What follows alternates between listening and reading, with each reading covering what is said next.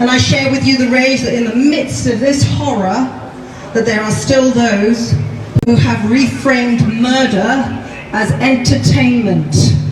I am talking about hunting. Because of all the crimes against animals, there is still something utterly repugnant about killing for pleasure, about deliberately seeking out the cries of fear, about deliberately seeking out the drawing of blood, the ripping of flesh from bone, of the dying of the light in the animal's eyes, and then dressing it all up as sport with dress codes and bizarre rituals. Hunting for me is the very embodiment of speciesism, the myth of human supremacy that has brought us to this place of ecological breakdown and climate emergency.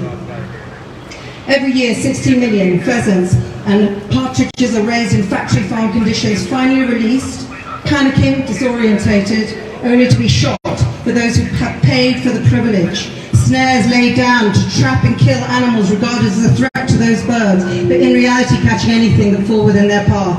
Precious moors incinerated in a climate emergency, and protected birds shot to support grass shooting, again for those who have paid for the privilege. Foxes chased and torn apart under the pretense that they wandered into a trail hunt. Up to 10,000 young fox cubs ripped to pieces by hounds, fish ripped from their habitats, thrown onto riverbanks, and then they, or the irony, the hunters and the shooters, claim that they are the true stewards of the land that humans have altered so tragically that each day in a wild animal's life is already a battle for survival.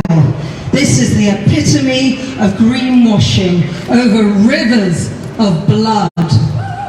Look at this shop, how beautiful it is. A temple to slaughter. We are in the 6th mass extinction, and every single animal life lost today is a crime, is a travesty. I want to read out the words of the founder of Extinction Rebellion, one of the founders, Simon Bramwell, given at the start of the March for Nature last year, and he said this: I've been asked here today to speak on behalf of the other than human, to give voice to the trees, the oceans, the millions of species we share this planet with, who give so much. It is both an honor and an arrogance, a privilege to do this. It's inadequate to the task. Why? Because I cannot scream with the force necessary to capture the scale of suffering and wanton annihilation the natural world is undergoing. I cannot weep enough tears or rage with enough ferocity. My heart cannot contain enough grief. My voice cannot express the magnitude of the cries of the animals murdered by the atrocity that is animal agriculture. It cannot match the screams of foxes torn apart for sport, or the agonies of whales choking on plastics. My voice cannot compete against the sounds of extinction on this planet. It cannot reproduce the deafening silence of the species we have killed. In that speech, I followed up with my own. And in that I said, we have to listen to the science, because the science is telling us that the only sustainable food system, the only food system that gives us a chance of survival is plant-based. Yeah, baby! It's plant-based. And we have to start fighting that, because only once we start fighting it can we come together to make it work. We talk about systemic change, and one of the clearest signs of our ability to change will be our willingness to confront century-old traditions, I'm talking about eating meat, that are no longer working for us and have never worked for the animals. We have to challenge speciesism, racism, sexism, and any kind of ideology that places life on any kind of scale of value. Finally, we talk about love, and the greatest act of love is to extend it to those whose voices we have so far chosen not to hear, whose languages we have so far chosen not to understand, and whose terrible lives and deaths go unseen, unacknowledged, a universe of suffering underpinning almost every so-called innocent human activity today. Animal Rebellion, the host of today's events, have two demands. That the government support farmers to transition to a plant-based food system now.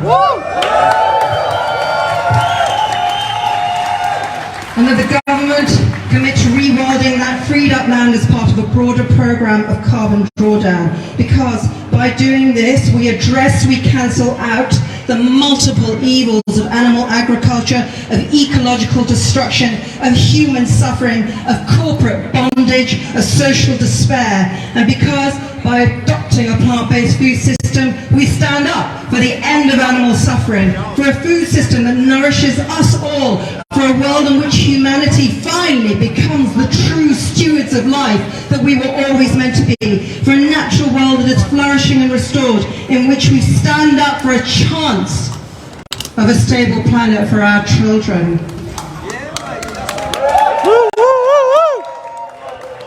Listen to that, because nowhere in that world will be the space or the desire to kill animals, to make them suffer, to hunt them and call it sport, because we will have finally evolved beyond that.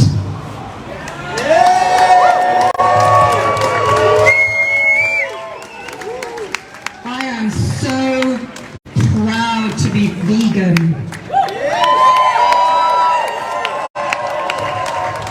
So let's reclaim that term from the myths that continue to plague it, and instead embrace it, proclaim it for the philosophy it has always been, the belief that it has always embodied, that of life, love for all life on earth, all life on earth. We are vegans!